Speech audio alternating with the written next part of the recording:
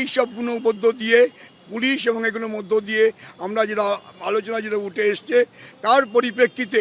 আমরা আলোচনা আমাদের আপাতত 22, 23, 24 যে আমরা পরিষেবা উদ্যোগ করার ডাক দিয়েছিলাম এটা আপাতত সেপ্টেম্বর মাস পর্যন্ত আমরা ডেপার্ট করলাম। সার্বিক যে বিষয়গুলো নিয়ে আমাদের 22, 23, 24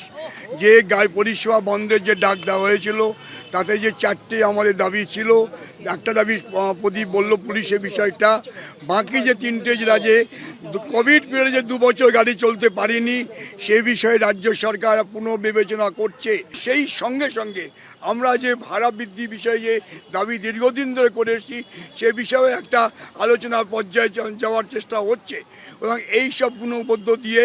পুলিশ এবং এগুলোর মধ্য দিয়ে আমরা যেটা আলোচনা যেটা উঠে এসছে তার পরিপ্রেক্ষিতে